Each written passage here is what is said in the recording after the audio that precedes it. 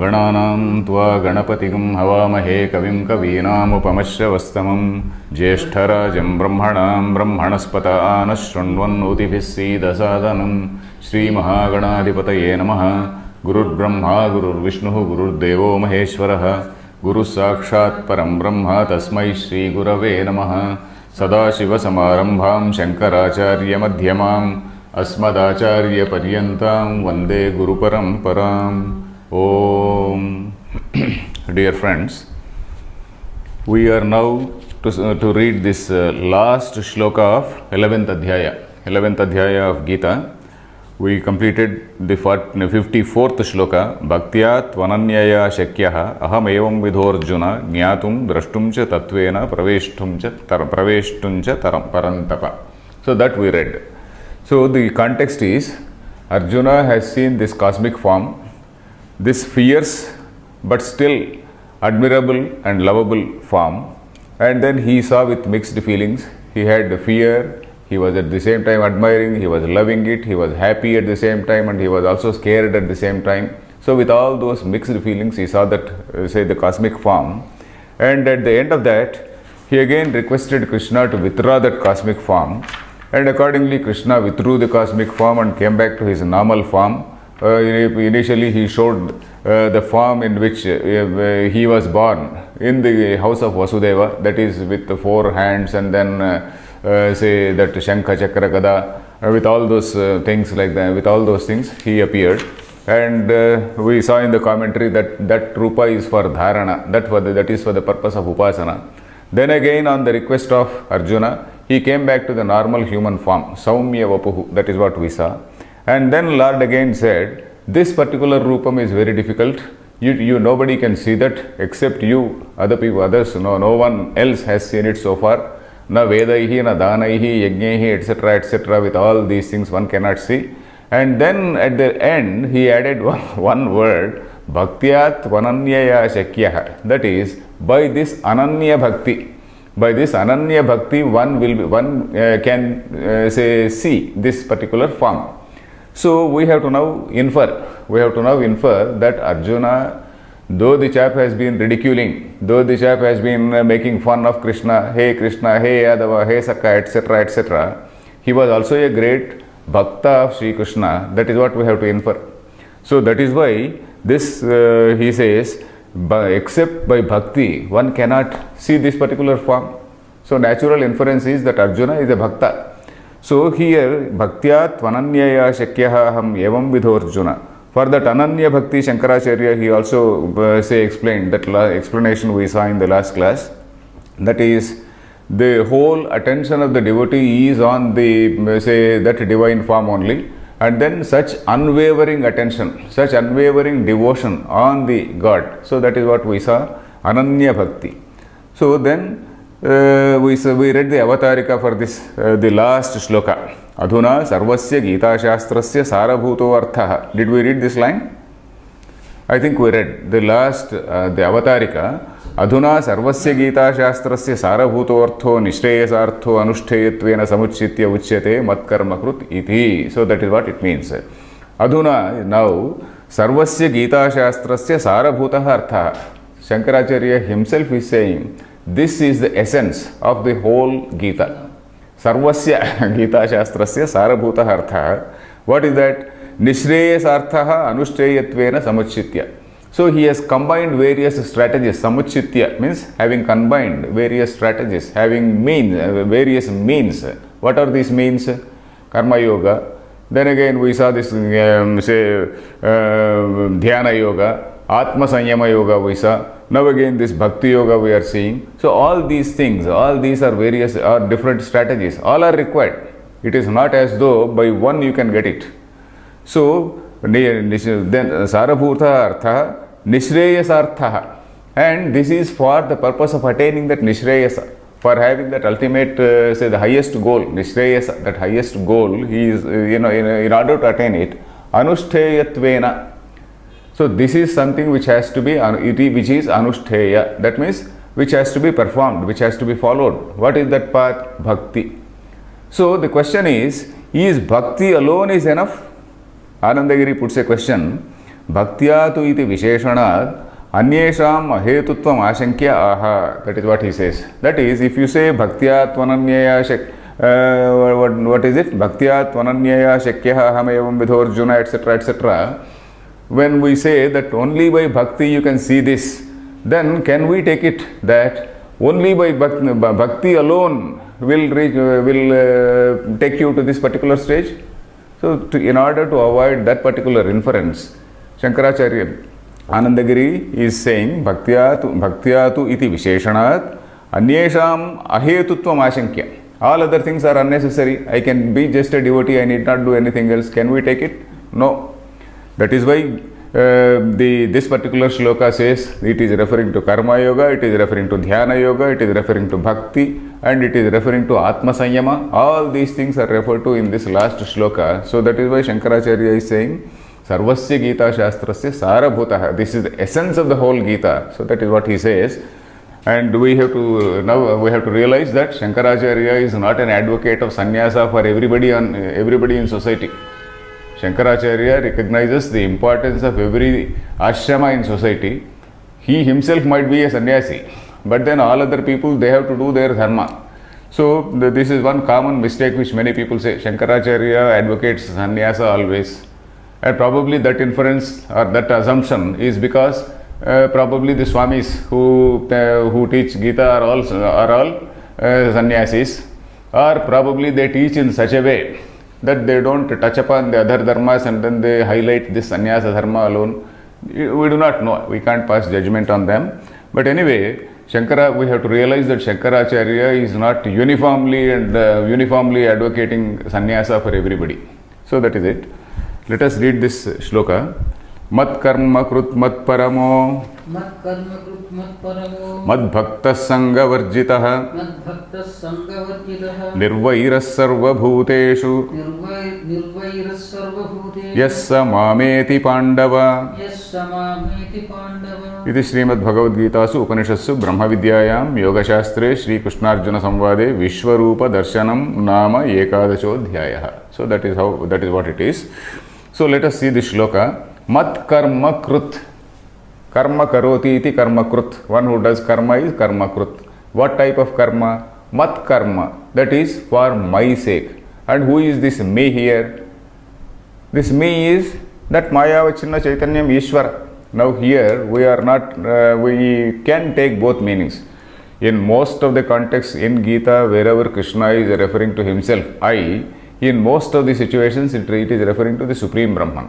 In this particular thing, you can also think like that, but then here because we are referring to Karma Yoga, and in Karma Yoga the activity is done not say with reference to Supreme Brahman. It is with reference to the Lord, the Creator, as say the contribution of the Vyashti to the Samashti. We know all these things. Contribution of the Vyashti means the individual to the aggregate, as an order from the Lord. Lord means as one's offering to the universe, to the universal say good. So this is what is the implication in that Karma Yoga. And Karma Yoga, the purpose of Karma Yoga is Chitta Shuddhi. When you do a good thing naturally, then it definitely gives you some Chitta Shuddhi. When you donate something, when you do some charitable act, or when you do some other good deed, then it purifies the mind. So all these things, this Karma Yoga is for Chitta Shuddhi. So mat karma krut. So here we can, with this word mat, we can refer to this Ishvara at the Maya Vachinna level. Mat karma krut. Mat paramaha. I am that supreme thing, keeping me as the supreme goal. Mat paramaha. Parama, the word we know. Parama is supreme. Mat parama, keeping me as the supreme goal. Then mad bhaktaha. You have to be my devotee. Bhakti. Bhakti is done only in a mode of duality, and bhakti is done with this Maya Vachinna Chaitanya level only. Normally that Ishvara only we do bhakti and not with Nirguna Chaitanya. Nirguna Chaitanya, that is a question of realization. It is a question of understanding. So mad bhaktaha, sanga varjitaha. Sanga varjitaha is referring to, sangam is attachment. Sanga varjitaha means devoid of all attachment. This is referring to the 6th chapter which we saw, Atma Sanyama Yoga. ekaki, rahasi sthitah, all those things we saw. Rahasi sthitah, sitting in exclusion, somewhere in say isolation, he is just sitting, and then Chailajana Kushottaram, he is making that particular seat, and then he is doing some dhyana elsewhere, and then he is withdrawing from the society. So that sort of thing. Sangha varjitaha, nirvairaha, sarva bhuteshu. When a person is having that chitta shuddhi by way of say what is this karma yoga, and then this dhyana yoga, he is also attaining that concentration of mind. One is what is called nirmalatvam, and another is called nischalatvam. One is that purity of mind, the other is concentration of mind. These two things are achieved by karma yoga and dhyana yoga. So such person, and also who is a bhakta, who is a devotee of God, and then who is also sangha varjitaha, naturally he will not have enmity with anybody. Mad bhakta is ananya bhakti. Ananya bhakti is seeing God everywhere. So that is what we saw. This line, let us see this line. Ananya bhakti. Sarvairapi karanaihi vasudevad anyat na upalabhyate. That is, with all these indriyas, vasudevad anyatra anyat na upalabhyate. Vasudevad anyat. He does not see anything other than Vasudeva. He sees a beggar, he sees Vasudeva. He sees somebody else, he sees Vasudeva. He sees something else, he sees Vasudeva. He sees that God form everywhere. So when that is, this is what is ISKCON people say, Krishna consciousness. So when he is in that particular type of say frame of mind, he has no enmity. Nirvairaha. Nirvaira sarva bhuteshu. Naturally there is no enmity. Nirvaira sarva bhuteshu. Sarva bhuteshu means in all beings. Then yaha sa mam yeti Pandava. Hey Pandava is the address. Yaha, the one who, this yaha has to come here first. Yaha is the subject. Yaha means the one who. Yaha matkarma krut, yaha matparamaha, yaha madbhaktaha, the one who is matkarma krut, the one who is matparama, the one who is madbhakta, the one who is sanghavarjita, that yaha has to be applied to all. Yaha, saha, that person, mam eti, means he attains me, he comes to me, mam eti Pandava. So when this word mam eti, what does it mean? This commentators, Shankaracharya has not used the word krama mukti, but then Anandagiri has clarified, saying that krama mukti phalam abhidhyayan, abhidhyanam abhivadata, he says, krama mukti phalam. Krama mukti we know. What is this krama mukti and what is sadhya mukti? The difference we know. Sadhya mukti is by jnana. Krama mukti is by all these disciplinary methods. With all these disciplinary methods you go and then you attain that Brahmaloka. And then Abrahma Bhavana Loka Punaravartino Arjuna, some such shloka we saw earlier. And then there are two things which we notice. One thing which we noticed there. That is, this Brahmaloka is attainable in two ways. If we read Brahma Sutras carefully and also these Upanishads and all that, this particular line, Abrahma Bhavana Loka Punaravartinaha, it says, till all these lokas right up to Brahmaloka, they are all characterized by this return ticket. That is, in one particular sense only he is saying. That is, the one who goes to that particular loka by this highest, say, yajna, highest possible yajna like Ashwamedha or some such thing, he goes to that place, but then he has to return. But then the one who goes through this path, that is karma yoga, bhakti yoga, karma yoga, dhyana yoga, bhakti yoga, all these things and then combined, samuchitya. So when he goes there, with that purity of mind, he is there in that Brahmaloka, and by the grace of that particular, say, creator Brahma, not supreme Brahma, creator Brahma, he attains jnana, and then he attains moksha. So that is what we saw. Krama mukti and sadhya mukti. This is what is called krama mukti. He goes there. So krama mukti is something like some say halts in between. So this Brahmaloka is something like a halt in between. So there he halts and then there he attains jnana and then attains liberation. So that is what we saw there. So this mam yeti means that. Let us see the bhashyam. Matkarma krut. Madartham karma matkarma. Madartham karma matkarma. Tat karoti iti matkarma krut. Tat karoti iti matkarma krut. Mat paramaha. Mat paramaha. करोति भृत्यः स्वामी कर्म करोति भृत्यः स्वामी कर्म न तु आत्मनः न तु आत्मनः परमा प्रेत्य गन्तव्या गतिरिति परम प्रेत्य गन्तव्या गतिरिति स्वामिनं प्रतिपद्यते स्वामिनं प्रतिपद्यते अयं तु मत्कर्मकृत् अयं तु मत्कर्मकृत् मामेव परमां गतिं प्रतिपद्यते इति मामेव परमां गतिं प्रतिपद्यते इति मत्परमः. मत्परमः. So he is explaining two words, matkarmakrut and matparama. Matkarmakrut is very simple, that is madartham karma karoti, for my sake. For my sake means for the sake of cosmic order, as an order from the Lord, as an offering to the aggregate. So that is what is karma yoga. The crux of karma yoga is that only. So this mat karma krut, madartham karma karoti. Then mat paramaha. Then he explains, karoti bhrutyah swami karma natu atmanaha. So this bhrutyah means a servant. When a servant does a karma, with what frame of mind does he do? He says, natu atmanaha parama pretya gantavya gatihi iti. This man, he does not perform it. Suppose you come to office not with an intention that, oh, this is my paramagati.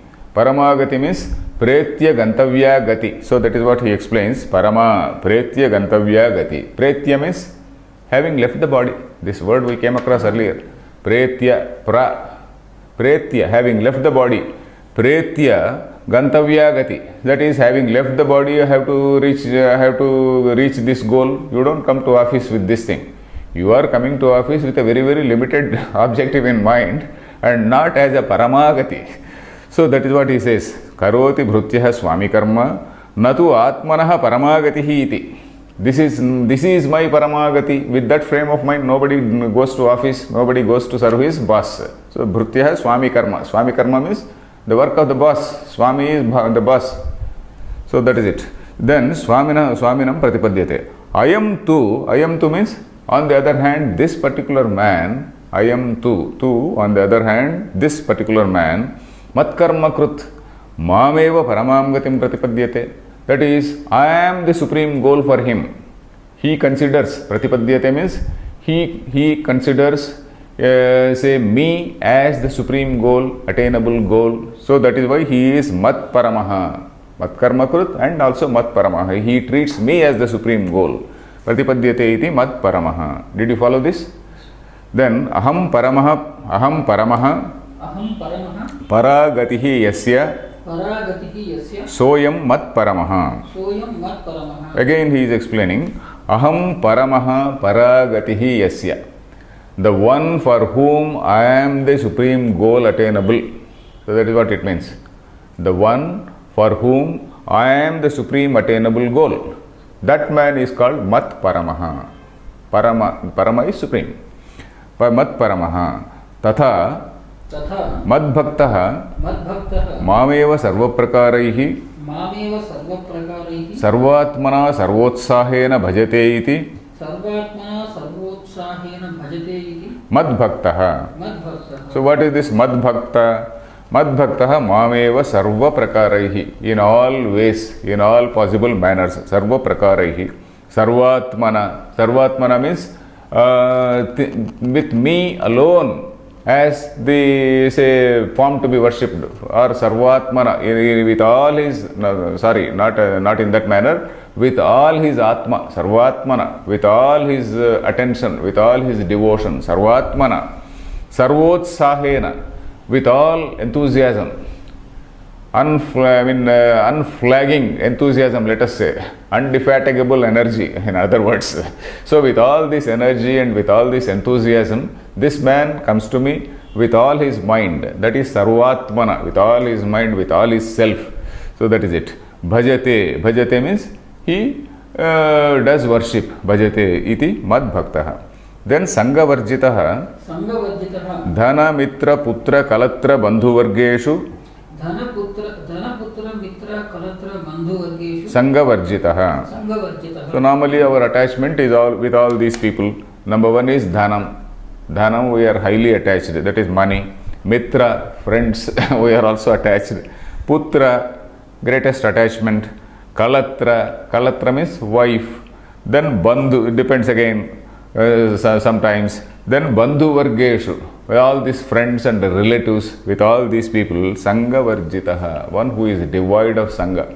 It does not mean that you have to throw them away, but don't have that say that sangha, don't have that attachment. You have to do your responsibility but not have sangha. So that is it. Sangha varjitaha, sangaha pritihi, Sangaha pritihi, snehaha, snehaha, tad varjitaha. tadvarjitaha. That means one who is devoted to the Lord, naturally his attention is totally elsewhere. His attention is elsewhere. All other duties he will be performing. It is not as though he is rejecting all of them. But then his greater attention is on that.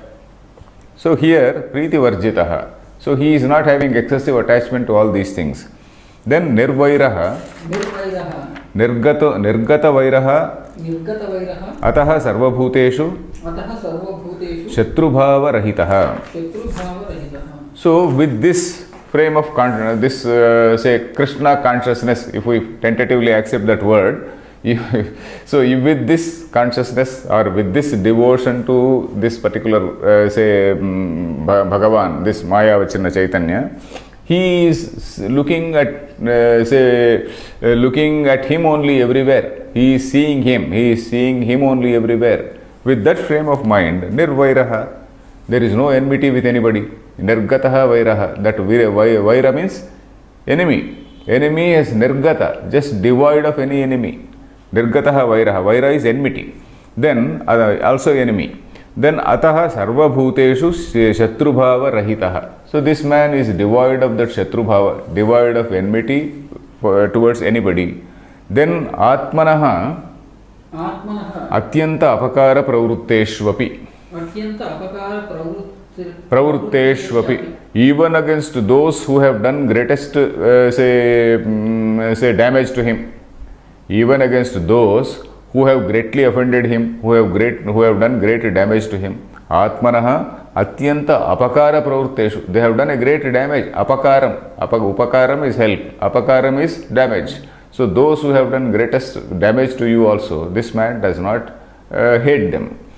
Then Yaha Idrushaha Madbhaktaha Sa Mameti Ahameva Tasya Paragatihi Ahameva tasya paragatihi Nanya Kadachit Bhavati iti Nanya kadachit bhavati iti Ayam Tava Upadeshaha Ishtaha Maya Upadishtaha He Pandava iti.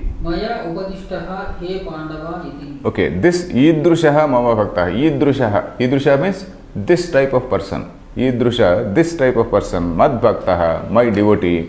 Mam eti. He attains me. Ahameva tasya paragatihi nanya kadachit bhavati. I am the supreme goal for him. There is no other goal apart from me. Nanya kadachit, never. Na kadachit means never. There is no other goal at any point of time for him. There is never any other goal for him. Na kadachit bhavati iti ayam tavopadeshaha. This is my dearest teaching to you. Maya upadesha, tava upadeshaha. Ishtaha Maya Upadishtaha. This is what I like to teach you, I love to teach you.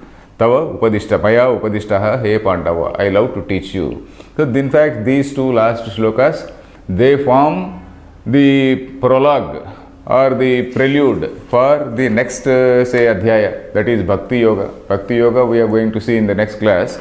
So, this last two shlokas which we read, that is 54th and 55th shlokas, they constitute the sort of prelude to the say next adhyaya. I think we have still got half an hour. We can very briefly summarize this 11th adhyaya.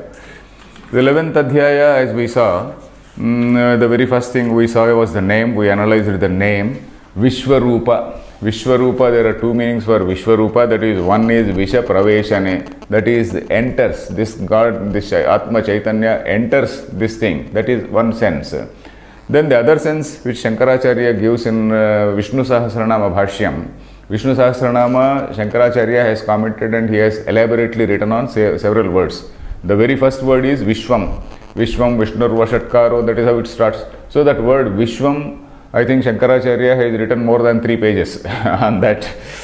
So very elaborate say explanation on that word Vishwam. So there he says, Vishanti Vishwani Bhutani Asminniti Vishwam. Vishanti Vishwani Bhutani. All beings, they enter into that. Iti Vishwam. That is, there is no existence apart from that, say, Brahman for any being.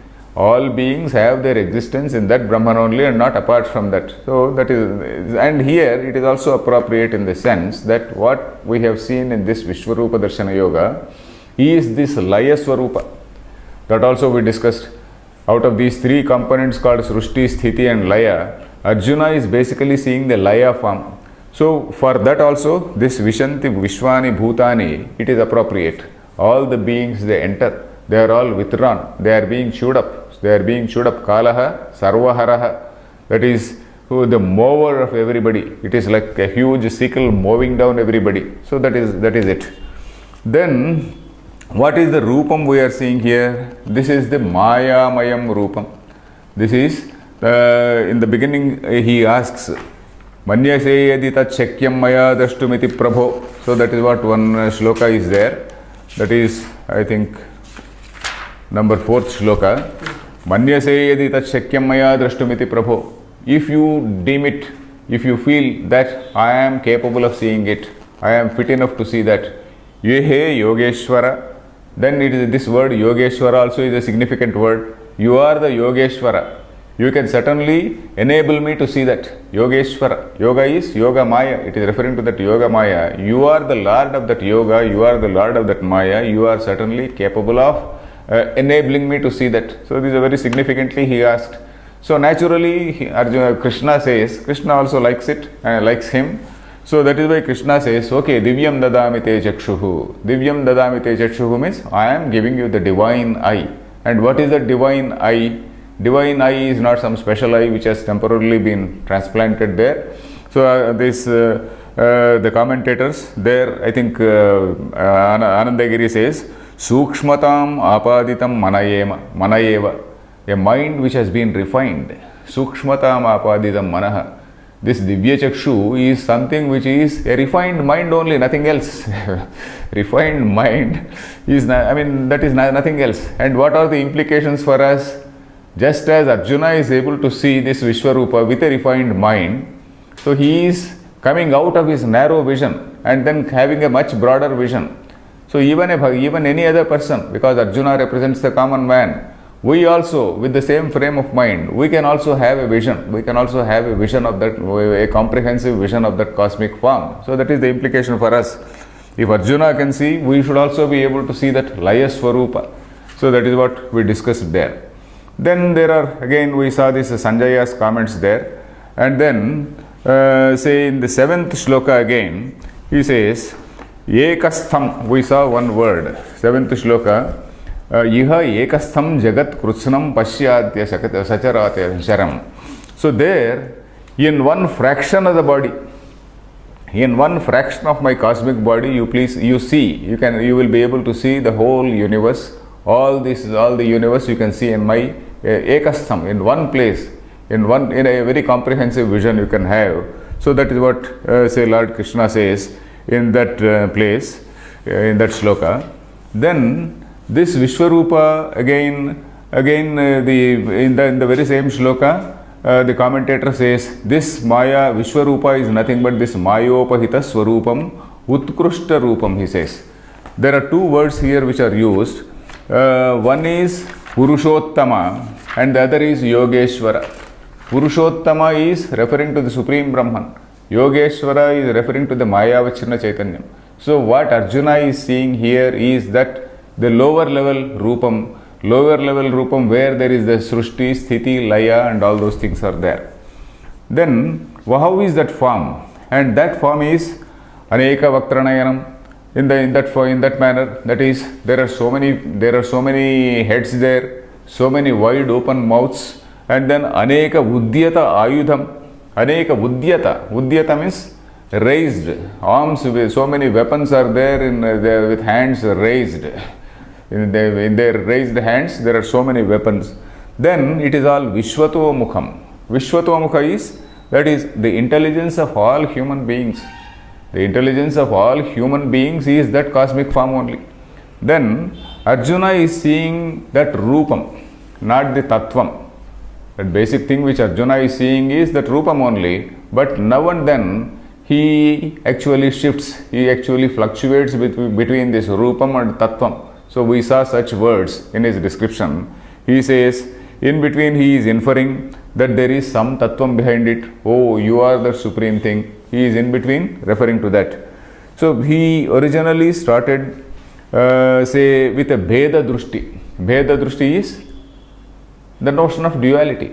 He starts with the notion of duality and slowly coming to that, he is slowly graduating to that cosmic vision, a Vishwarupa Drushti, and from there he is also seeing some Tattvam behind it, the essence behind it. So that is what we saw, and that is very clearly evident in the Shloka 18. Shloka 18 says, Tvam aksharam paramam veditavyam, tvamasya vishwasya param nidhanam, something like that. Tvamaksharam paramam veditavyam. So from that Vishwarupa form, he suddenly realizes that there is some Nirupadhika Tattvam. All these things are only Upadhis. All these things which he has been seeing are Upadhis. There is he is seeing that Nirupadhika Tattvam. Tvam aksharam paramam. You are the supreme paramam thing. So he got the point, at least temporarily. So he is seeing that Adhisthana, if you want to use Vedantic terms, all these things are all Upadhis, and whatever is an Upadhi is something which is superimposed, isn't it, on the Supreme Brahman. So without all this Adhyaropa, he is seeing that Adhisthana, at least tentatively, he is just having a glimpse of that Adhisthana. Then, but it is not a firm understanding. He is not a firm understanding, as I said, he is fluctuating between the real understanding and then this Vishwarupa Darshana. And then that is the reason why he is also terribly scared. He says, I am really scared. Then what is that shloka? Anadivad apashyant deepta swatejasa. Okay, lokatrayam pravyathitam mahatman. Okay, I am really scared. I am really scared, he says. And a jnani is one who is not scared, isn't it? Jnani goes beyond this fear. An ajnani only has this fear. An ajnani who is having a limited vision only is having fear. So this again we have to see that Arjuna is again tentatively he is getting some seeing that Rupa, and then again he is getting scared. Then if you come to this Shloka 26 to 32, if we see that, then this is the function of Laya told in a very, very figurative form. 26th shloka, if we see, all these Dhritarashtrasya putraha, all the sons of this Dhritarashtra and all these hordes of kings, along with Bhishma, Drona and all these people say they are entering your mouths, they are all rushing into your mouths, he says. Then, and some of them are stuck between your teeth, some of them are being chewed by you.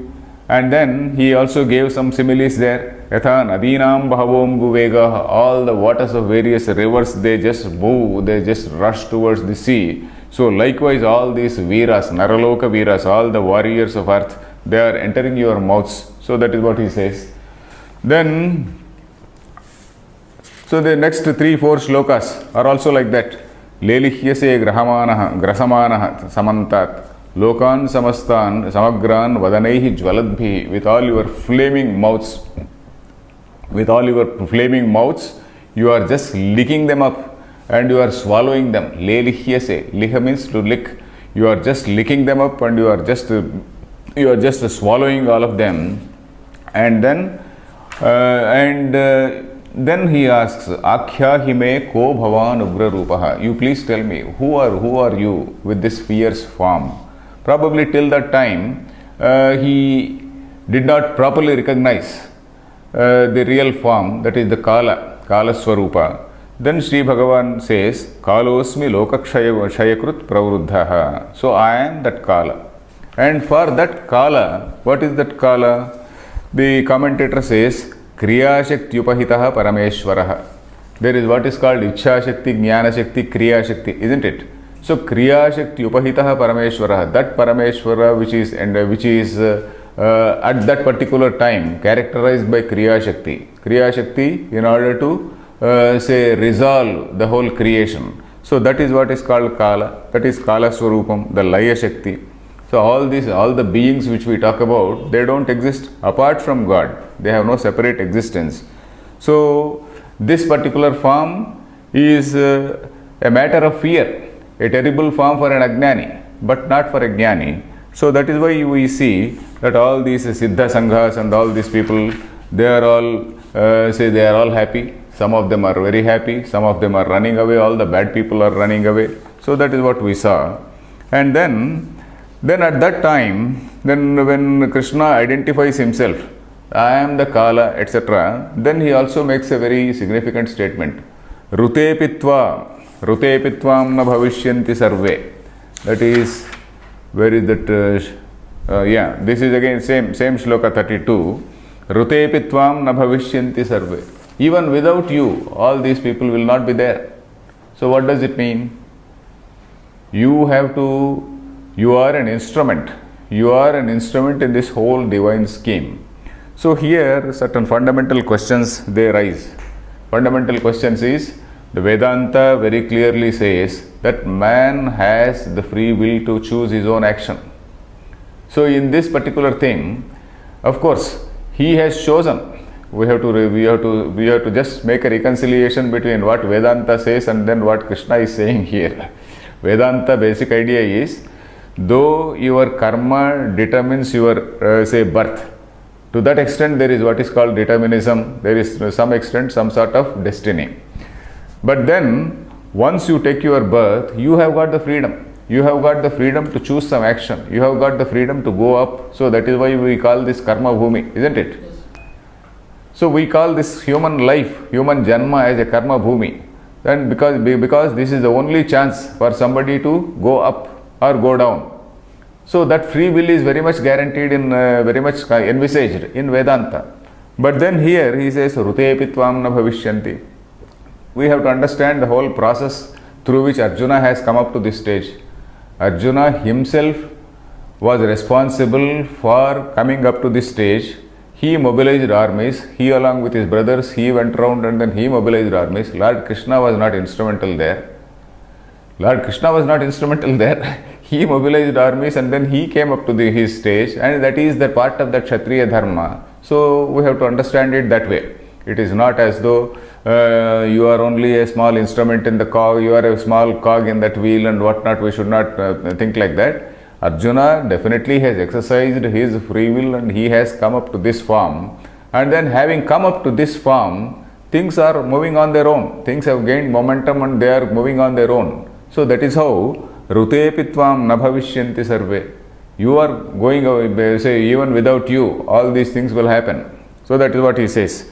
So you can only yoke your will with the divine will. Rute pitvam, when that is the case, you yoke your will with the divine will and you as well get fame. You attain fame. That you are the person who have put down Bhishma, Drona and all these people. With all that fame you attain. So that is what it means. Then the next point here is, then if you see this 36th shloka, then sthane hrushikesha tava prakirtya jagat prahrusyati anurajyate cha. So this Krishna is becoming, he is the focus. He is becoming the karanam, he is the cause for happiness of some people, happiness of the whole jagat. He is the cause for fear of all these bad characters, that is Rakshasas who are running away. And then he is the cause for worship. All the Siddhas, all these wise people, all these Jnanis, they are all worshipping him. So he is the cause for, he is generating mixed feelings among so many people. Then he also says, the next shloka also says, yes, you are Sat Asat Tat Param. You are beyond this Sat Tvam Akshara Ananta Devesha Jagannivasa Tvam Aksharam. You are that Supreme Brahman, Akshara Brahma. Sat Asat Tat Param Cha Yat. You are the Sat, you are the Asat, you are that Sadasat Tat Param. You are that above that thing, whatever is there above that. And what is the meaning of Sat we saw? Sat means whatever is seen, that is Vyakta. Whatever is Karyam, that is what is called Sat. Whatever is Avyakta, the unseen is Karana. Then Tat Param. That Param is that Supreme Brahman which is beyond this Karyam and Karanam, is that Supreme Brahman. So you are all this. So that is what we saw. And at that place we also saw one point, that all this Jagat Srushti is only a Tatastha Lakshanam for Brahma. I explained that word called Tatastha Lakshana and Swarupa Lakshana. Tatastha Lakshana is, it is not a complete description of Brahman. This Srushti Sthiti Laya is only a temporary, is only a tentative description of that Brahman. Even without this, Brahman is very much there. It is not, this Srushti Sthiti Laya is not completely defining that Brahma. The real description is that Satyam, Jnanam, Anantam Brahma, they are the attributes of that Supreme Brahman. So this Janma, Dyasya, Yataha, etc. are, they are only tentative things. Then again, Arjuna, if you see this 38th shloka, Tvam Adideva Purushah Puranah Tvamasya Vishwasya Param Nidhanam Vettasi Vedyam Cha Param Cha Dhama. So he is again seeing that in that universal form, he is able to have a glimpse of that Akshara Parabrahma. So that is what he says. Then again in 40th shloka again, Namah Purastat Atha Prushtataste. That is Atma Paschad, Atma Purastat. So that particular, it is an echo of that Upanishadic line. Atma is everywhere. So it is an echo of that Upanishadic line. It is a vision of a Jnani only. And Arjuna also is having that glimpse. So thereafter, Arjuna in 41st shloka, Sakheti Matva, having taken you for granted. I had taken you for granted for a long time, and I have insulted you, and I have called you all types of names. So I seek your forgiveness for all that. So that is what he says. Then the same next other 2-3 shlokas also are in the same vein. I have teased you, I have ridiculed you, but then you are Lokasya Pitasi Lokasya. You are the Pita, you are the father, you are the Guru, and then you are Apratima Prabhava. So that is what he says. Then again in 44th shloka, Tasmat Pranamya Pranidhaya Kayam. So that is a total surrender, where he says, like a father forgives a son, like a friend forgives a friend, and like a lover forgives the other partner. So like that, you please forgive me. And then these 3 things which we noted, these 3 equations. A human being has 3 types of equations with the God also. Like father, like a friend, and also like a lover. So this Bhakti Sampradaya, if we see this Radha Krishna Tattvam, in this Bhakti Sampradaya, this love is very much shown there. That is what we have to see there. Then when we come to the end, Na Veda Yajnaya, Na Veda Yajnadhyayanaihi na Danaihi. So Krishna makes a point. This Vedadhyayana and Yajnadhyayana, we saw the distinction. So this Vedadhyayana and Yajnadhyayana, they are only leading you to some limited results. Whereas this Bhakti, which is a component of Bhakti which is there, that only can take someone to this particular stage of seeing this Vishwarupa, of having this darshana of this Vishwarupa. So otherwise, no one can see this Ghora Rupam. Then we also saw one word, Ghora Rupam, isn't it? 49. Mate Vyatha Macha Vimudha Bhavo Drishtva Rupam Ghora Midrung Mamedam. This Ghora Rupa. Ghora is an echo of, what is that when you go to a temple, you hear one mantra, Aghorebhyotha Ghorebhyotha Ghora Ghora Tarebhyah. What does it mean? Ghora, Aghora, Ghora Tara. Aghora means that Satvika Rupa. The same God has several Rupas. Satvika Rupa, Rajasa Rupa and Tamasa Rupa. Satvika Rupa is Aghora. Aghorebhyo atha Ghorebhyah. Ghora is Rajasa Rupa. Ghora Tarebhyah. Ghora Tara is Tamasa Rupa. So this Satvika, Rajasa, Tamasa Rupas are all there in the God only. So this Ghora Rupam he has seen here.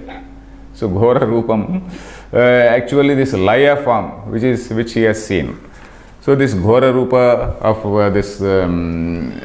the same cosmic being is seen by Arjuna. Then Krishna again says, Sudurdarshamidam Rupam. There is again a praise of this Rupam. Devas cannot see because Devas, the position of Devas is totally different. We saw Deva means a divine body. Divine body is attained by performing some good deeds on earth. So there, in that particular divine form, they are more engaged in enjoying. They are not having that say jignasa, etc. Of course, there is a question about that also. If you see Brahma Sutra, there is what is called Devatadhikaranam. In that Devatadhikaranam, there is a question. Are Devatas eligible for Brahmagyana? After all these divine forms are only these human beings who have done some punya and who have gone to the Devaloka and then who are there, isn't it? So are these people eligible for Brahmagyana? So there is a question there and the answer is yes, they are also eligible for Brahmagyana. Though Devabhumi is Devaloka is a Bhoga Bhumi, though it is a place for enjoyment, there may be some possibility of some jignasa. They are also eligible for this Brahmagyana, because we come across such instances in the Upanishads. Because we see that Devendra goes to Prajapati, and then the Rakshasa Raja Virochana also goes to Prajapati. So these Devatas and Rakshasas also go to Prajapati for Brahmagyana, and that is the context where he says Da. So of course we did not discuss all this in our classroom. Suddenly I am remembering this. So this Devas, they are entitled or eligible for Brahmagyana. So but then here he says Deva api asya nityam darshana kanshinaha. So here again, of course, it is not a contradiction. Nityam darshana kanshinaha. They are also having the jignasa. They also want to see this particular form, but they cannot see because that is not enough. So some more greater degree of bhakti is required. So that is what it means. So naham vedairnapi tapasa. Again, it is a repetition of that. Tapas we saw. Tapas is of two types. Tapas is that tapasa brahma vijignasasva. That is not the sense in which that word tapas is used here. Here, say it is used in the sense of krucha chandrayanadi vratam. By all these things I cannot be attained. Then the last two shlokas we very recently discussed. Ananya Bhakti I just discussed. And then the last shloka which tells about Matkarmakut Matparamaha, where Shankaracharya himself is saying that it is Sarabhuta, Sarvasya Gita Shastrasya Sarabhuta Arthaha, that is what he said. That is the essence of the entire science of Gita is this particular shloka, because it does not reject any path.